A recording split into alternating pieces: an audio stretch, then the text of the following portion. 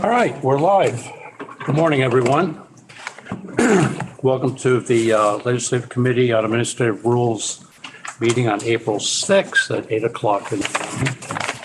Hope everyone's having a week. Maybe not. Okay, I know I am. Anyway. You are. You sent it all to us. That's right. It's in your court. Okay, why don't we get started? Let's start by introducing ourselves, and I'll start to my left here. Anthea Dexter Cooper from the Office of Legislative Counsel. Carol Odie from the state I'm a state representative from Burlington. Mark Eagley, representative representing Orleans Lamoille District. Seth Bongartz, I represent the towns of Arlington, Manchester, Sandgate, and part of Sunderland. Good morning, Dave Weeks, Senator representing Rutland County. Chris Bray, Addison Senate District, representing Addison. Ginny Lyons, Senator representing Chittenden Southeast. Mark McDonald, Senator from Orange County. Representative Trevor Squirrel, and I represent Hill. First item on the agenda are the minutes from March 16th. Move approval of the minutes. Okay, Representative Odie is approved. Any discussion? In favor, please say aye. Aye. Opposed? Okay, thank you very much. First rule up for discussion today is Rule 22P35, Department of Financial Regulation, Independent External Review of Healthcare Services Decisions. Speaking for the department, I believe Sebastian. Hi. Arduango? Arduango. Okay. Hi, good morning, everyone. Sebastian Arduango for the Department of Financial Regulation. I'm before you this morning to discuss our external appeals rule. And just by way of a background, every state under the Affordable Care Act is required to maintain an external appeals program wherein consumers can seek external review of certain adverse decisions made by their health insurers. So for instance, if your health insurer determines that specific care isn't medically necessary, or if they say that it's excluded because in their view, it's experimental or investigational, a consumer can come to DFR and then seek external review of that decision. And in that process, we collect documents from both the consumer and the insurer, and then send those out to a third-party reviewer who is a licensed doctor in another state that's not connected to the insurer or the provider or the patient. And they look at all of the clinical documentation and determine whether, in fact, that service is medically necessary. And that decision is binding on the insurer. So if the external reviewer determines that a service is actually medically necessary, the insurer has to cover it, but it is not binding on the consumer. So if the decision goes the other way, the consumer still has access to all of the other legal remedies they would otherwise have, for instance, going to court. So in 2022, Congress passed the No Surprises Act as part of a larger consolidated appropriations bill. And I'm just going to share my screen so I can show you. All right, I was going to show you a slide, but it's not worth the technological hassle to ask for control of the screen. So at a high level, the No Surprises Act does four things. It requires health plans to cover emergency services and out-of-network providers at in-network hospitals and facilities. It forbids out-of-network providers from billing patients more than what they would have paid had that provider been in-network, unless the patient gives written consent.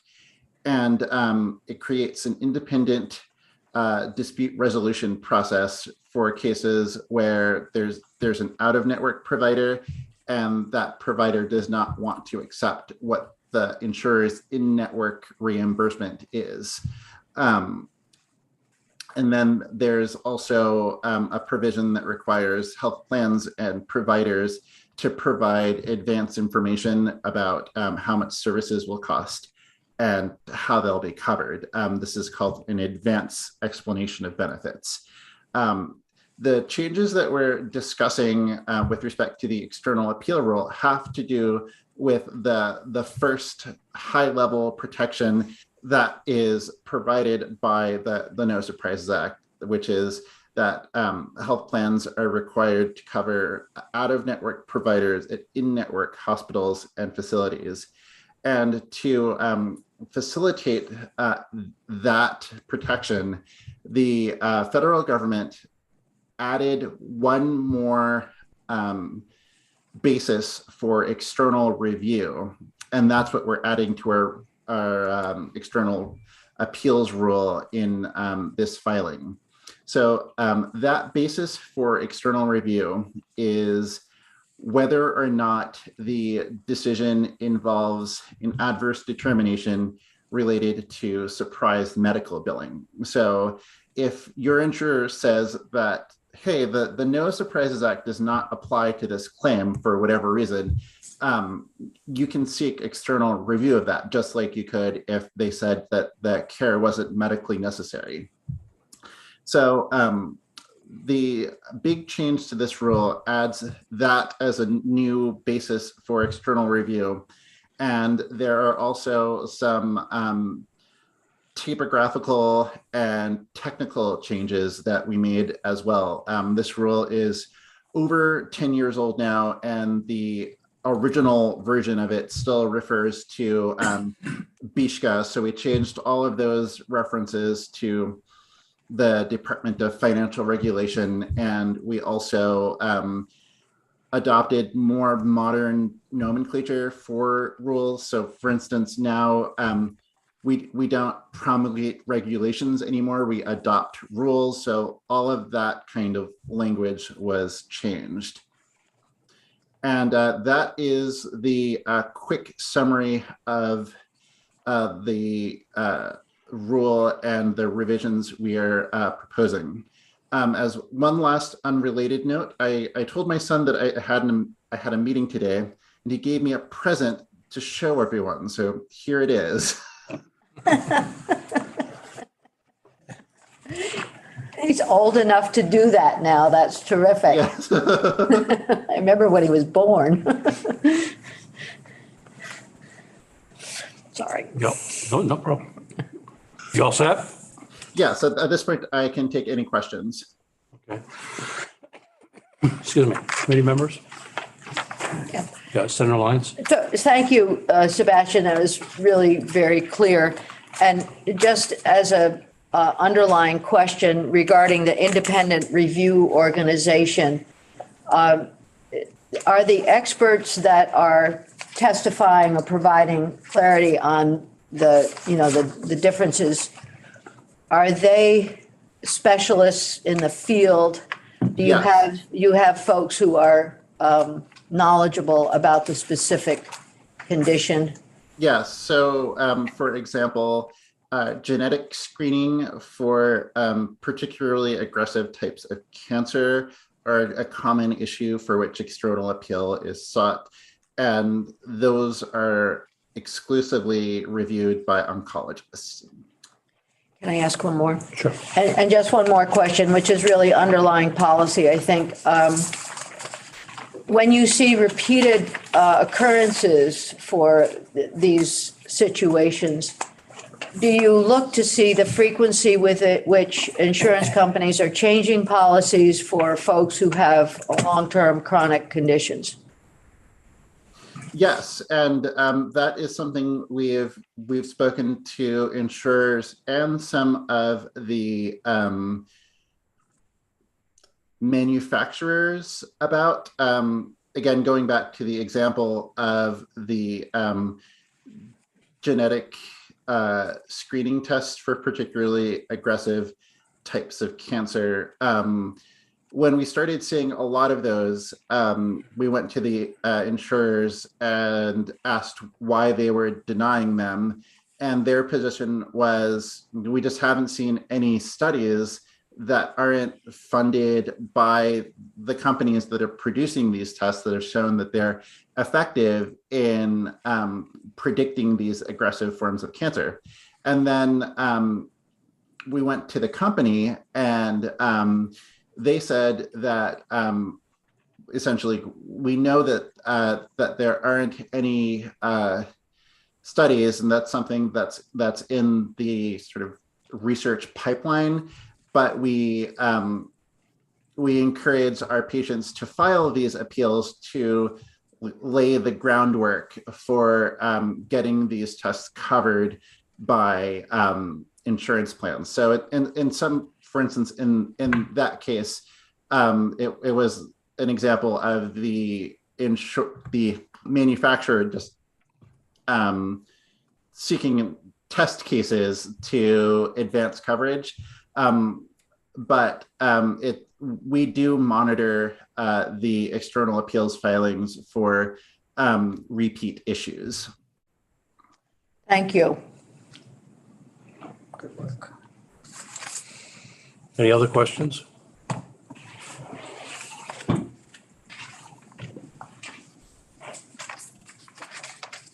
Do I have a motion? I'll move that we vote favorably for 22P35, DFR regulation for independent external review of healthcare service decisions. And Yep. Oh, with proposed, with if I may, proposed amendments. modifications submitted by the Department of Financial Regulation Thank and you. correspondence dated March 27, 2023. Exactly. So, That's what I was going to suggest. Sitting right in front of me. okay, any, so we have a motion on the table. Any more discussion? All those in favor, please say aye. Aye. Thank you. Thank you, Sebastian. Thank you.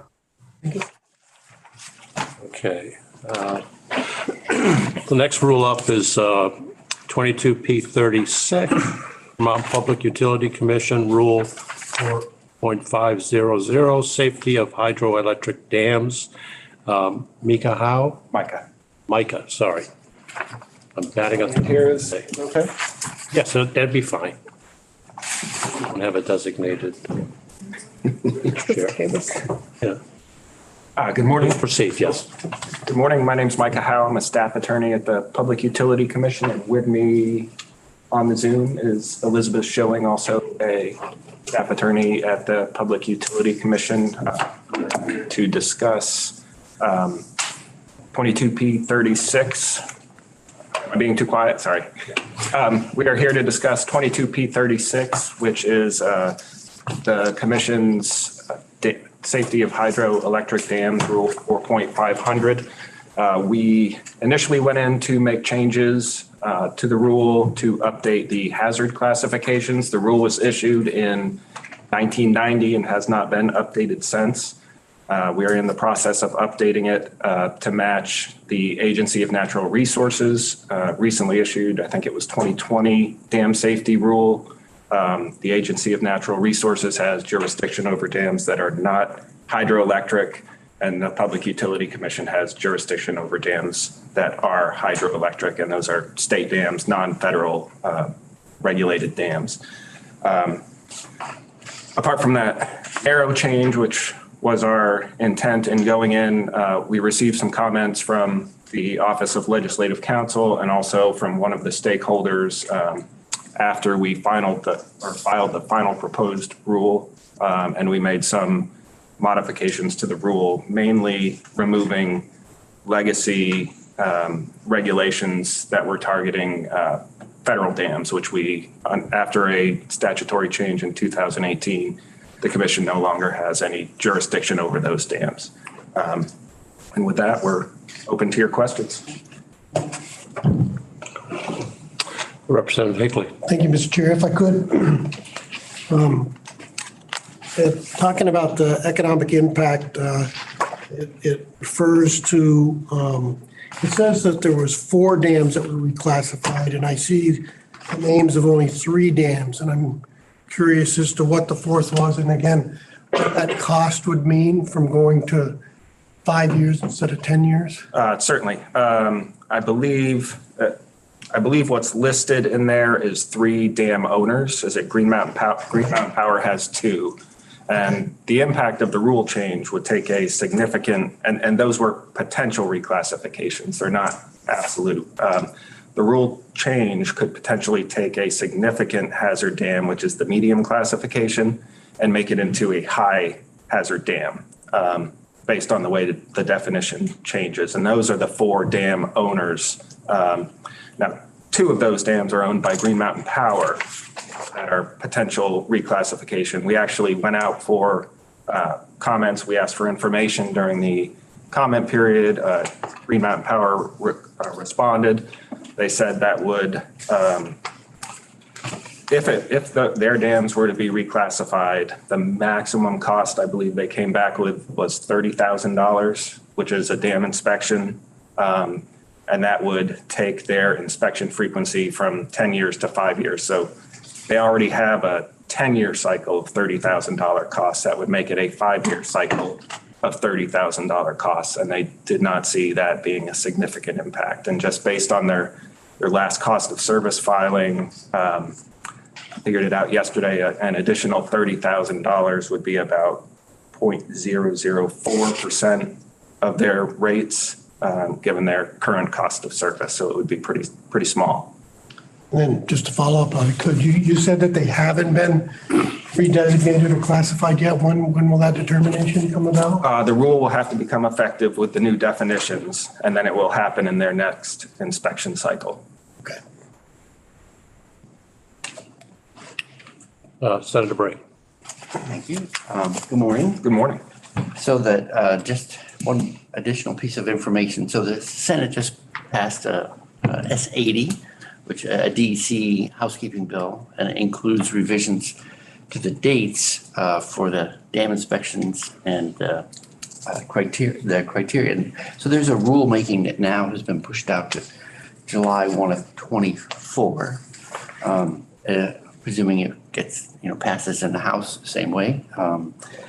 Do you know how long after that rule is finalized the PUC would intend to revise its rule to bring them into harmony? I know you're kind of stuck halfway over the fence waiting for them to finish rulemaking. I don't know how quickly we would act. I imagine it would be fairly soon. That's going to be a fairly substantial revision. We are following the Agency of Natural Resources progress on that. But as we develop that, or as they develop their rule, and once it becomes final, I imagine we would try to synchronize our rule fairly soon after that. Although that will be a substantial revision.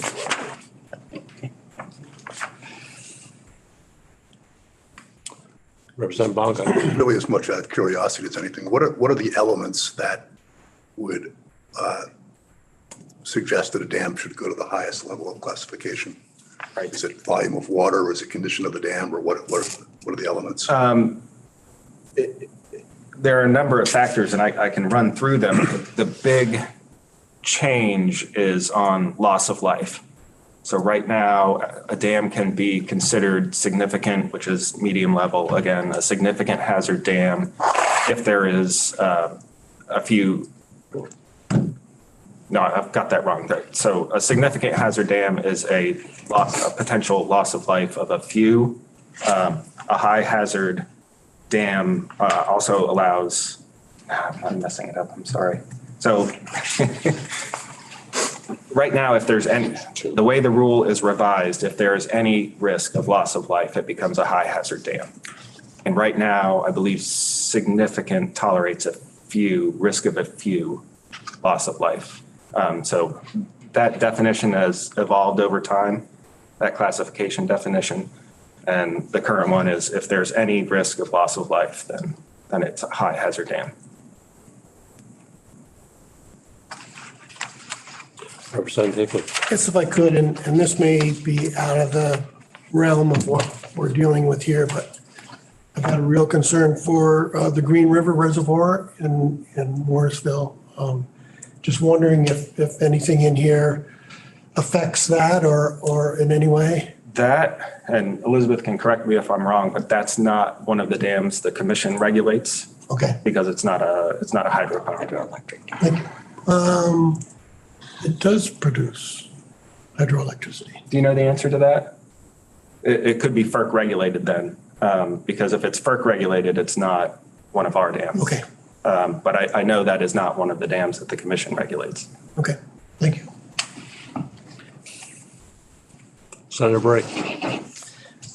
Knowing there were comments from some parties hoping for further revision, but given that DEC is asked to move dates out and hasn't completed their own rulemaking, I would move that we approve Rule 22P36, Rule 4.500, Safety of Hydroelectric Dams with proposed modifications submitted by the Public Utility Commission and correspondence dated March 23rd, 2023 and March 31, 2023. Okay, we have a motion from Senator Bray to approve the rule. But before we have a further discussion on the motion, I do have a question. You had a request from owners of those dams that come under federal rules, right? And you were getting copies of reports, inspection reports to the PUC, and part of your filing here is to remove those requirements, if you will, even though many of them say may, not shall. And in the case of those inspection reports and other documents, it's always a copy of something they're already producing for their federal requirements. And so you're removing that. Do you lose anything by basically saying, we don't want to see those documents? I mean, can you speak to that? So we would still have access to them through the Federal Energy Regulatory Commission. They are irregularly filed at this point, and we really have no ability under the statute to require any federally regulated dam to do anything. There was an amendment in 2018 which clarified that we have no jurisdiction over federal dams, and that would include all of these federally regulated dams. So we get them on a fairly irregular basis. I think we would stop getting them entirely with that change, but we could still access them through the federal regulatory entity. Right. Okay, any additional discussion? There's a motion on the table from Senator Bray for approval of the rule. Okay, all those in favor, please say aye. Aye. Opposed? Okay, thank you very much. Thank you. Okay, the next item on our agenda, last item on our agenda is continued conversation about some information to committee chairs regarding mandatory versus permissive rulemaking and timing. I will turn this conversation over to our counsel. Sounds good. So where you left off last meeting was we had talked about the memo, and I had sort of held up the flow chart, which was the attachment to the memo. And I don't know if it makes sense to circle back to the memo at all or to just work through the flow chart to the committee. I also can put the flow chart up on the screen if that helps people. I don't have my iPad. Charlene, can you give me sharing access if I join? Yeah. Okay, thank you. And I'm going to need the Zoom link, I think. Perfect, that's good. And I can try and zoom it in since there's a lot on the page. Batteries, electronics, Wi-Fi. while that is happening, I will just mention that you delayed sending this memo because you wanted to talk about the attachment. Have you talked to the leadership about this being true? So I think we probably want to either take that sentence out or wait to send it until after something's been, or we could change it to, like, we hope that this will be discussed in a future chairs meeting. And so this is the last sentence in the first paragraph. I think we should offer to, Yes. I think it's extraordinarily important, and I think we should just say, we look forward to presenting at a future chairs meeting. Or you can say we can be available to present in a future Yeah, chairs meeting. however you. I like that. Yeah, that's. Available. We can be available? Yes. The last couple of weeks have been busy. I haven't taken this Yes. time to have this conversation. I'm not. Yes, had a lot going on in your sort of bodies. Okay, so I'll change it to we can be available for a discussion on this.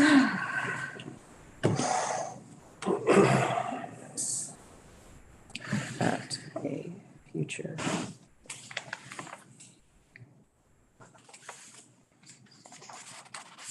Are those held in separate bodies or, because I would say at future chairs Separately. meetings, okay. Yeah. Future chairs.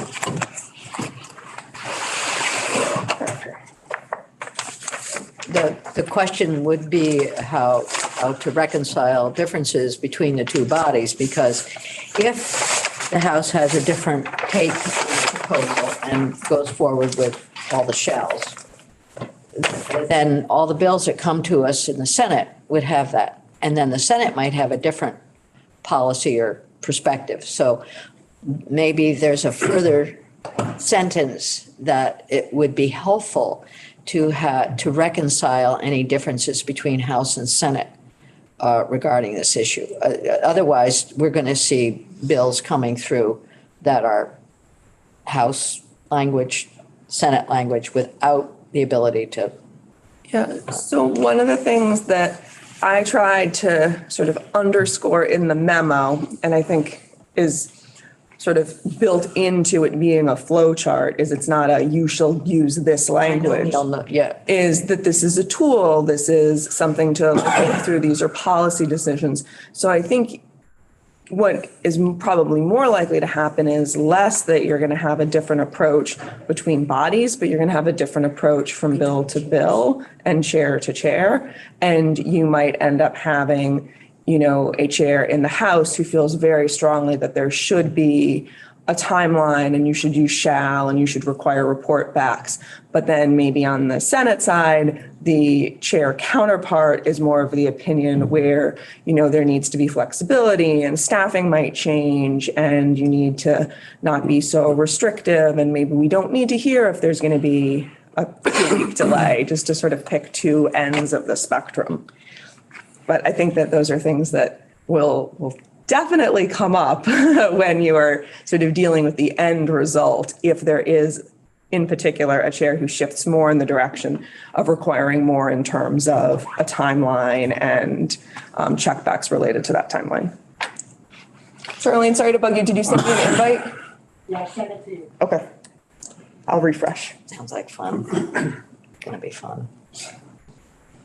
Yeah, I don't think there's anything about There's no this mandate. memo that mandates anything. I think it's more about, it's about, Conversation. these are the things that are useful, that we believe are useful. And when you put bills together, that makes our job, I won't say easier, but when we talk about things like legislative intent and rulemaking, when things come to us, it helps us to understand better what's going on. Sorry, still waiting.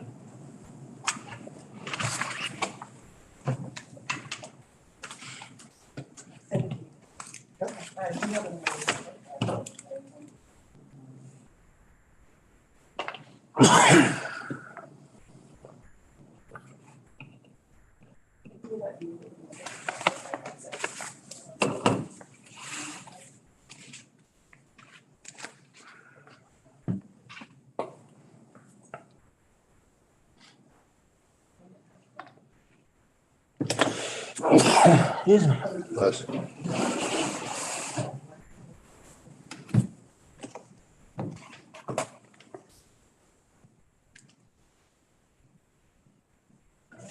I think we'll be good.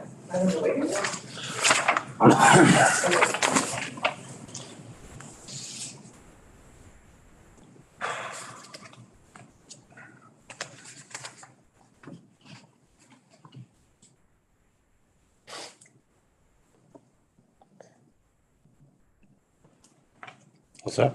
I think so.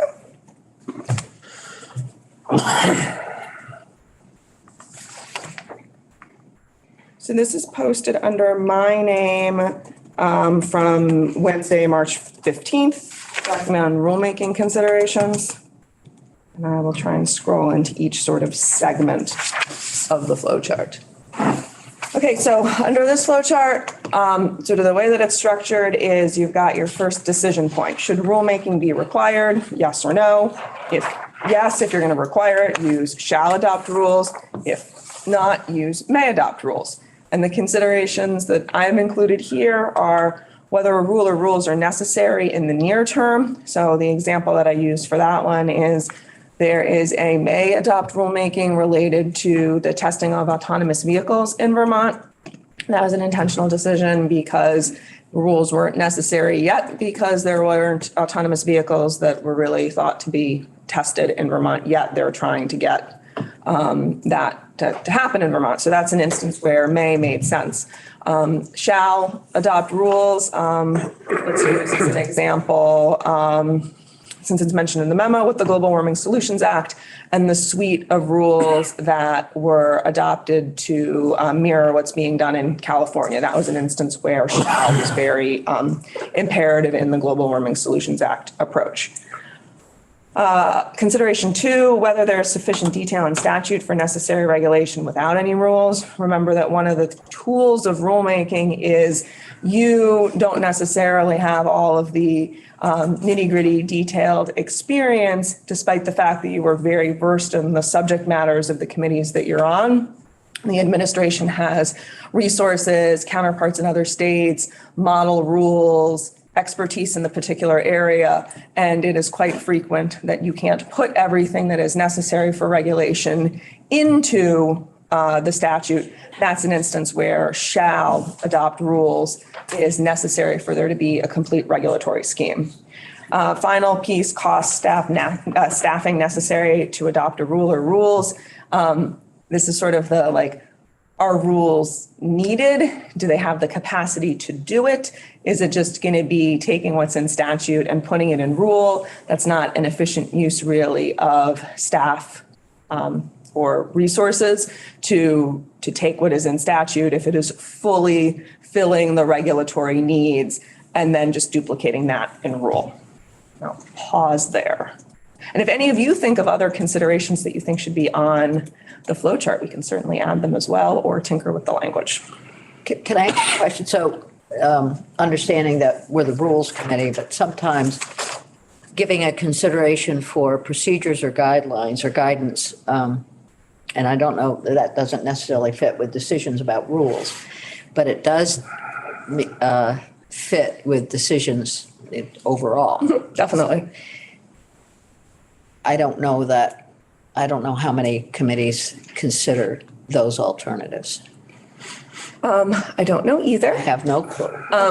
We could add a bullet point here under this that would say something along the lines of more appropriate for a policy, procedure, or guideline. Something like that. Okay. Yeah, sometimes it's bulletins, who knows? Yeah.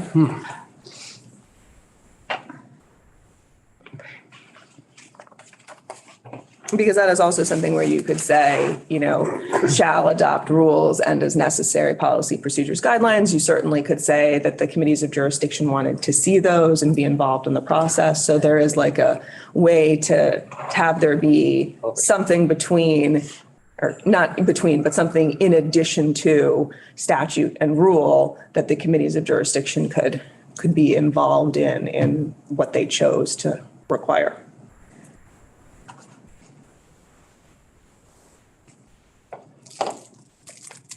Representative Odie. do we say anything about, what, does Ledge Council, what's Ledge Council's role in this?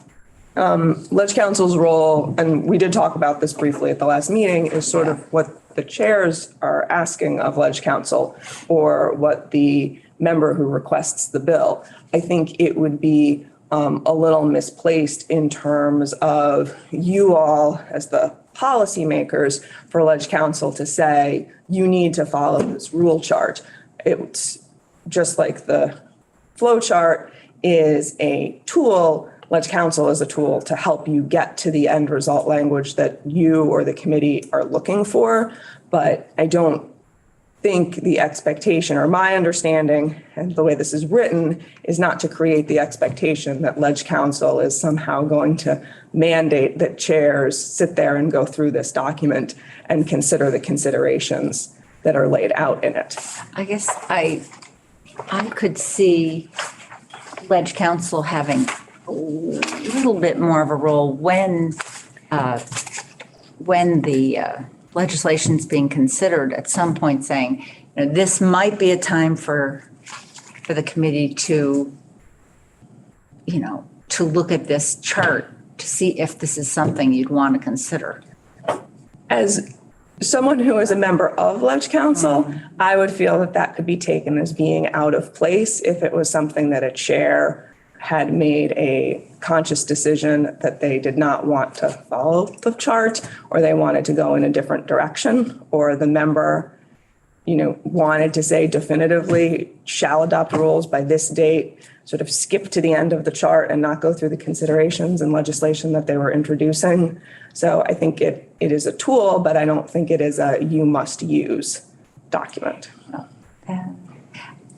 I see, I hear what you're saying. I mean it as just a suggestion. You know, here's the, I would agree with Anthony. If chairs have a different take. okay. Just hope they know about it, really, don't forget about it. That's their, you know, chairs are chairs. Yeah. It's reminding me of, you can lead a horse to water, you can't make them drink. Exactly. It's literally true. Yeah, but this is really about awareness and creating some education out there, and people can avail themselves of the tools Right. and of the Ledge Council that's there if they choose to. But to your point, I think Ledge Council will be familiar with all of this, and then at the chair's disposal, depending. That's the way I see it. Yeah. Well said. Okay, so your second column, this is, I'll just scroll into the bottom. So let's say you've decided that rulemaking should not be required. During the bottom part, you use may adopt rules. Probably no need to put a timeline in there, especially since you're not telling them they need to do something. You're saying you may do something, so probably not necessary to have a timeline. For considerations of should there be a timeline for rulemaking? If no, nothing is needed, you would just say shall adopt rules and then leave it to the adopting agency to do the timeline that it deems is appropriate or necessary. If you do think that there should be a timeline for rulemaking, possible language would be include that such and so agency shall, and then you need to figure out what your trigger point is. And maybe you would have multiple ones. Do you want them to pre-file with Lcar by a particular date? Do you want them to have the rule drafted and made available for public comment prior to pre-filing with Lcar for a particular date? Do you want to do something that involves the General Assembly and the rule coming to the committees of jurisdiction, either at the same time that it's pre-filed by a particular date? So all sorts of different iterations leading up to the endpoint. You shall adopt a rule by a particular date, or you shall have a rule be effective by a particular date. And then considerations within this are going to be a lot of, it takes a long time to adopt a rule. So under the APA, just looking at the statutory length to complete all of the steps, you're looking at 100 or more days, and that doesn't even include like the writing of the rule or any of the outreach that happens in conjunction with writing the rule or anything that's done before it's pre-filed with Lcar. And that's the piece that has to happen at least 15 days before it's filed in its initial proposed form with the Secretary of State. So consideration if you're setting up a timeline is this takes time. Other variables that might weigh in on the timeline, is it dependent on federal review? Are you waiting for federal regulation to be promulgated that the state rule would then mirror? Are you waiting for a state to do something such as the California and the suite of clean car rules? Vermont couldn't have moved on the adoption of that rule until California had moved on the adoption of that rule. So there are going to be variables outside of the state and the particular agency that you're tasking with rulemaking. Whether there is an actual need for the rules to be adopted by a particular date, is it something that there's a federal requirement that the state do something by a particular time? Is it necessary for purposes of, I'm going to use the Global Warming Solutions Act, there was a date for adoption there, linking it to steps to achieve certain goals. So thinking sort of at the end point, when do you need it effective by to figure out your timeline leading up to that end point? What's going to happen if there's a decrease in staff capacity or if something comes up? I'm going to use what happened with COVID. There are a lot of delays in rules that were required to be adopted by a particular time because there was a shift in priority given the need. You had a number of Department of Health rules that were supposed to be adopted by a particular date, and there was a delay there because their priorities had shifted due to COVID. So do you want to have some wiggle room or buffer in there? I will then go back to the memo says all of the ways that there is no real recourse if a timeline is not followed, but that's sort of a tangential piece. And then finally, what step should the rulemaking timeline be linked to? We talked about this in the very beginning of this spiel. If it should be linked to more than one step, and are you really concerned with making sure that the process starts by a particular time, or if the process is concluded by a particular time, or something in the mix along the way?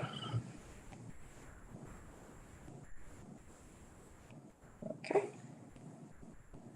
Final consideration is should there be checkbacks with the General Assembly? I'll do the bottom part of the chart first because this is the easier part.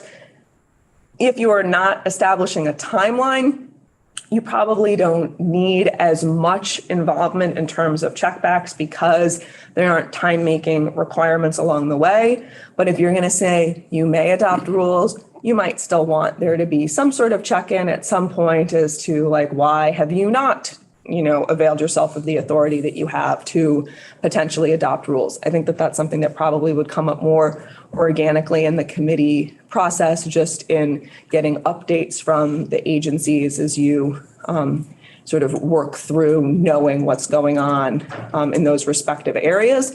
But I could see a particular situation where you might want to put in some sort of check back, even though you were using the may adopt rules. And then if you are going to have checkbacks, you're going to want to make sure you know when, what, in what format, and that is going to lead into your considerations for those checkbacks.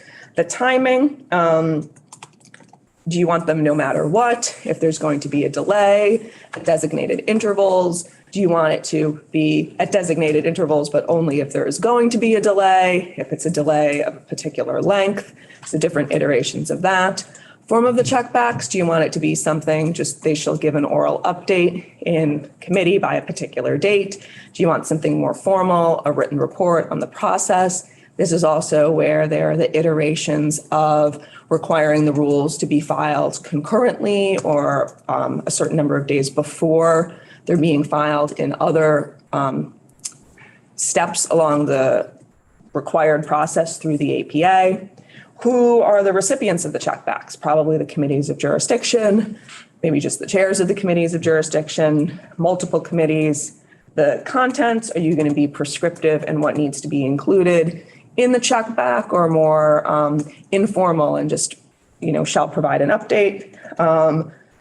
Whether the General Assembly should be required to do something affirmative before Lcar involvement. This is getting into sort of the specifics of some of the scenarios that have been used with the more complicated rulemaking instances. I'm going to use the affordable heat legislation there. That has involved the General Assembly sort of doing something along the way, different iterations of that.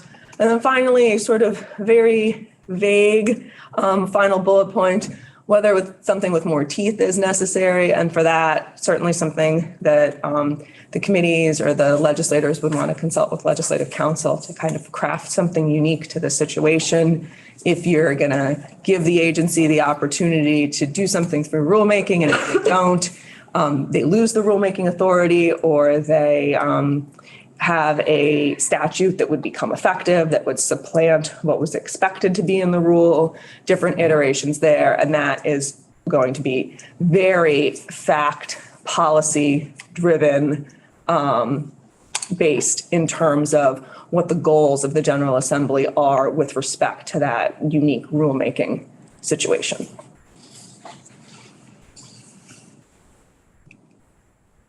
Questions, comments? Thank you. Good. Just for one, just to throw it out there, the part about whether the General Assembly should be required to do something affirmative before Lcar involvement, that's happening with the Affordable Heat Act. That's a very rare phenomenon. Am I correct? Yes. And it might not be one we want to encourage. Do you want to take the bullet point off? Having it on the list, because it really could establish an entirely different way of doing business that I think is not necessarily going to be productive. It also is kind of covered by your last vague whether something with more teeth is necessary. So I think we'd be better off without putting that in and suggesting it as a good idea. I'll take off the second to last bullet point. Any other comments? Okay. Although it might be enlightening to have other members than Lcar look at what we look at. But I agree with you. It's like, My suggestion is that we ask Ledge Council to go away and do a couple of things here and send it out to us and have a conversation next time, maybe with the idea of approving or disapproving that we move forward with. That's acceptable. Thank you. No problem. Appreciate that. Next meeting is next Thursday. Charlene, how many rules do we have? 4? You have 1, 2, 3, 4, 5. all right. Okay. I have to finish reading the radiologic health. All right. Another little one. Okay, so next Thursday, 8 o'clock. Certainly let Charlene know if for some reason you can't be in attendance. I appreciate everyone being here. I know it's a little easier week, well, at least for the representatives. I don't know, senators maybe not. So with that, I adjourn the meeting. Thank you very much. Thank you. Beach weather.